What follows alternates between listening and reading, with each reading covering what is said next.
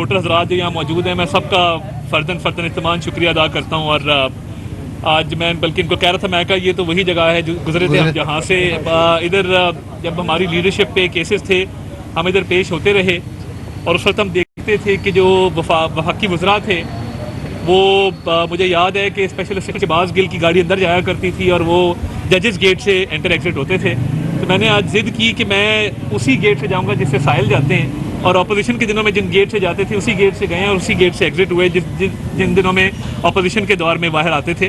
تو آج مدعا یہ تھا کہ وزیر اعظم پاکستان شہباز شریف صاحب نے جولائی 2017 میں جو عمران احمد نیازی کے خلاف ہتک عزت کا دعویٰ کیا تھا، آج اس کی پیشی تھی اور میں بطور گواہ اس میں پیش ہوا. یہ وہ کیس ہے جو وزیر اعظم شہباز شریف نے عمران احمد نیازی کے خلاف دائر کیا، اور جو ڈیفیمیشن کمٹ کی، ہتک عزت کی عمران احمد نیازی نے.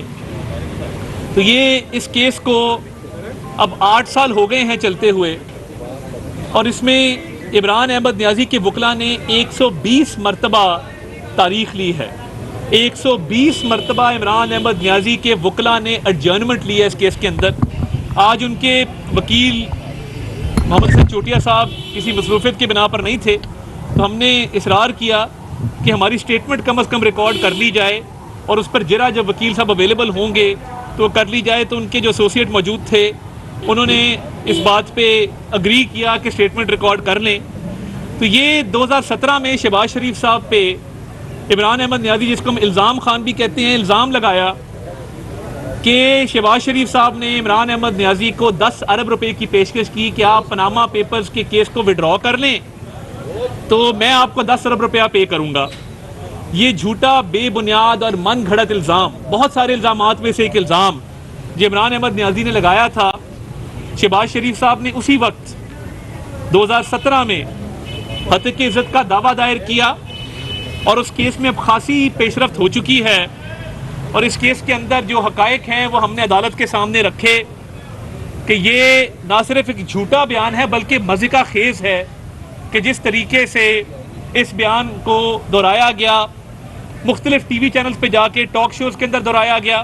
ان ٹاک شوز کا ٹرانسکرپٹ USB بھی ہم نے سامنے رکھی.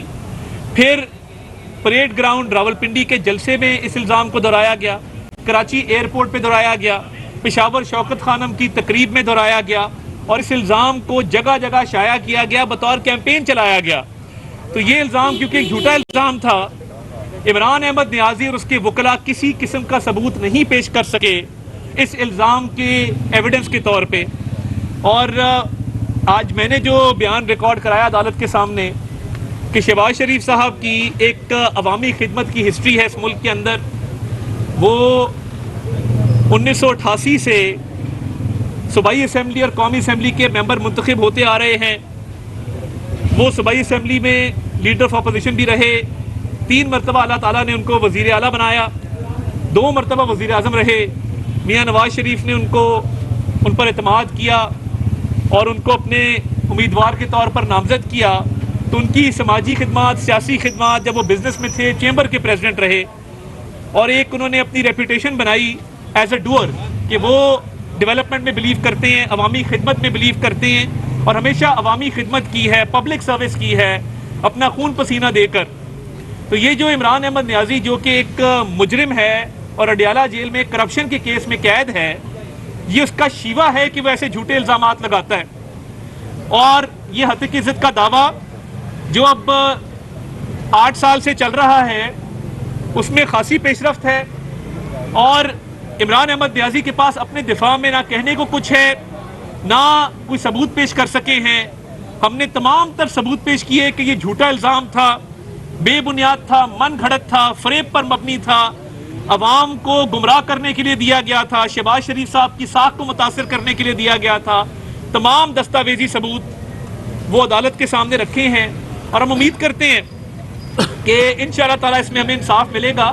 اور عمران نیازی اس کا تمام ٹولہ جس نے یہ شہباز شریف صاحب پہ الزام لگایا، آپ نے دیکھا کہ اسی ٹولے کا حصہ ہے ایک غیر ملکی آدمی جو لندن کی عدالت میں، جس کے خلاف ایک فیصلہ آیا، آپ نے دیکھ لیا کہ نہ صرف کورٹ نے اس کو جھوٹا ثابت کیا جو پاکستان کی اسٹیبلشمنٹ پر فوج پاکستان پہ الزام لگاتا تھا، جو پاکستان کی انٹیلیجنس ایجنسیز پر الزام لگاتا تھا، اس کو ہرجانے کا نہ صرف کہا گیا کہ ہرجانہ پے کرو، بلکہ اس کو کہا گیا کہ یہ جھوٹا ثابت ہوا ہے، اور پھر وہ ایک ٹیررسٹ احسان اللہ احسان کا انٹرویو کرے سوشل میڈیا کے اوپر.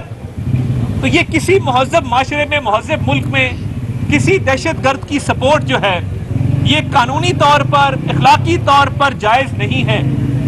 اور ایک ٹیررسٹ کو سوشل میڈیا پر اس کے خیالات کو، اس کے نظریات کو فروغ دینا، اس کو انٹرویو کرنا، اس کو آگے پروموٹ کرنا، یہ جائز نہیں ہے، اور یہ ایک بدترین عمل ہے. میں نہیں سمجھتا کہ کوئی بھی مہذب ملک اس کو برداشت کر سکے گا کہ ان کے ملک میں رہتا ہوا شخص وہ ٹیررسٹ کو ہاربر کر رہا ہے. This purports to harboring a terrorist. This purports to supporting a terrorist, Ehsanullah Ehsan, and promoting his views. This cannot be allowed in any civilized country. تو یہ جس طرح اس کو وہاں پہ مات ہوئی اینٹی پاکستان ایجنڈا چلانے پر کہ ہرجانہ بھی دینا پڑا، اور جو اخراجات ہیں عدالت کے وہ بھی ادا کرنے پڑے، اور جھوٹا بھی ثابت ہوا، خفت بھی ہوئی، شرمندگی کا سامنا بھی ہوا. اسی طرح اس کیس میں انشاءاللہ تعالی، کیونکہ عمران احمد نیازی کے پاس ان الزامات کا کوئی ثبوت نہیں ہے شہباز شریف صاحب کے خلاف، تو یہ ایک سرٹیفائڈ جھوٹا ہے جو ایک کرپشن کے کیس میں اندر ہے، اور ہمیشہ جھوٹ کی سیاست کی ہے، منافقت کی سیاست کی ہے، ہمیشہ الزام تراشی کی سیاست کی ہے. اور اب کیونکہ ثبوت کوئی نہیں ہے، 120 تاریخیں تو لے چکے، تو یہ انشاءاللہ تعالی ان کو رسوائی کا سامنا کرنا پڑے گا. اور یہ ہمیشہ کی طرح جب یہ جھوٹ بولتے ہیں پھر بعد میں یو ٹرن لیتے ہیں، یو ٹرن اب تو پورا راؤنڈ اباؤٹ بن گیا ان کا، گھومن گھیری ہے پوری، گھومتے رہتے ہیں اس کے ارد گرد.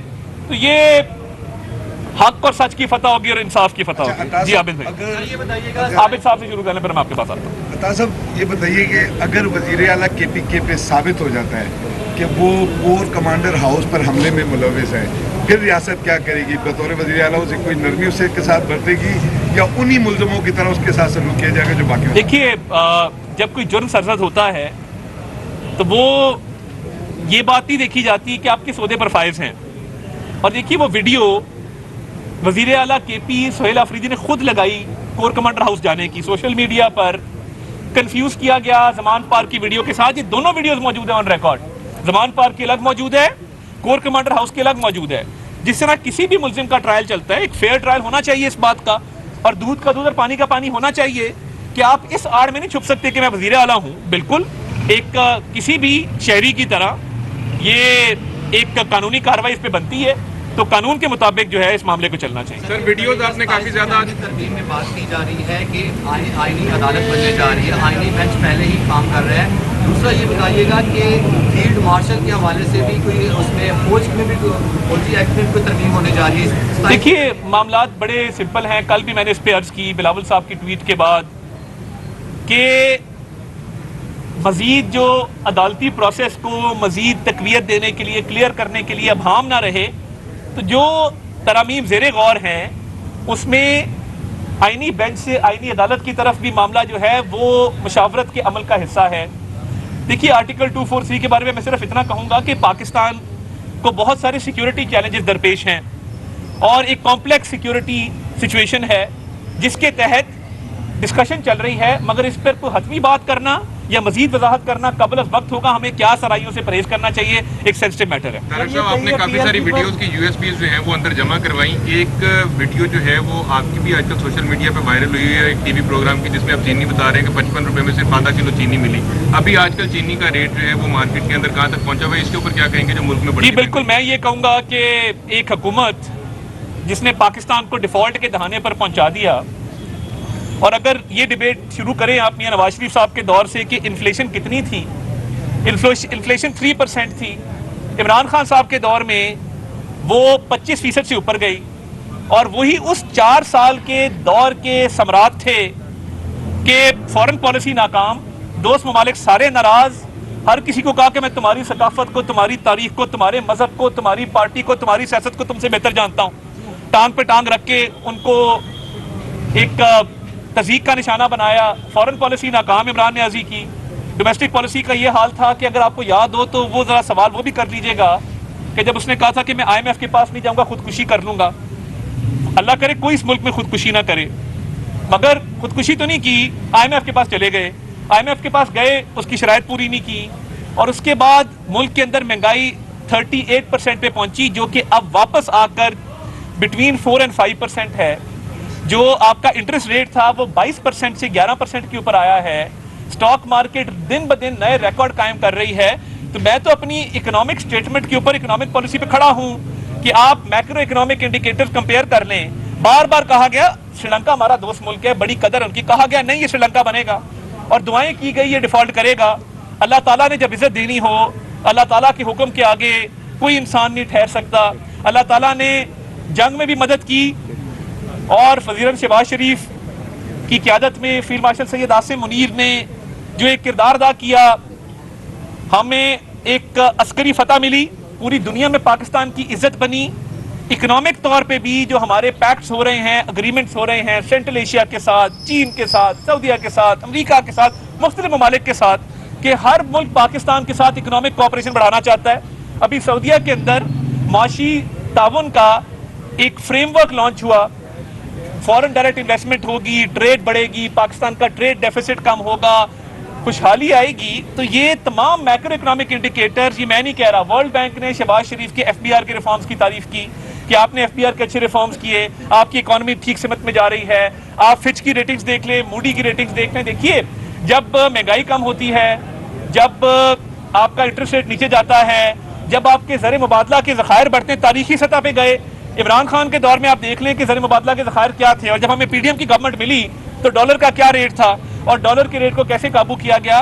तो मैं तो इस पे 1 घंटा भी बात कर सकता हूँ, मगर मेरा ख्याल है मौशी लेक्चर इतना ही बड़ा है। सर ये बताइए, काफ़ी चीज़ें आपने बता दी, काफ़ी सारे जो अहदाफ हैं वो उन्होंने हासिल भी कर लिए हैं, और इसके बावजूद जब लोकल गवर्नमेंट के इलेक्शन की बात हो रही है तो आप उसको वो जो है गैर जमाती करवाना चाह रहे हैं। क्या अवाम में आपको पजीराई हासिल नहीं है इतने काम करने के बावजूद? देखिए, मैं तो लोकल गवर्नमेंट के सिस्टम में बड़ा मेरा एक यकीन है, और आपको पता है कि पंजाब के अंदर मैं आप लोगों के साथ ही तकरीबन 10-12 साल हमने लोकल गवर्नमेंट के साथ मिलकर काम किया।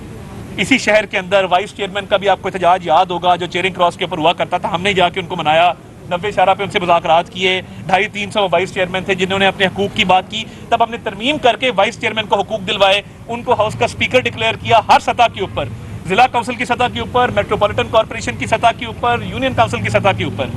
तो देखिए, जो ये कानून बनाया गया है, इस पर वज़ीर बल्दियात पंजाब ने वसी तर मुशावरत की है, और ये पहली मरतबा नहीं है कि गैर जमाती इंतखाबात होने जा रहे हैं। इससे पहले भी गैर जमाती इंतखाबात जो हैं बल्दियात के पंजाब के अंदर हुए हैं, और उसके अंदर कुछ कोर्ट के ऑर्डर्स भी मौजूद हैं। इस पर भाम दूर हो जाएगा, और बल्दियात के इंतखाबात होने चाहिए, जल्द होने चाहिए, और मैं समझता हूँ कि एक मौसर अवाम की नुमाइंदगी इसमें आनी चाहिए। हो गया ना? थैंक यू, बहुत शुक्रिया, बहुत शुक्रिया, थैंक यू।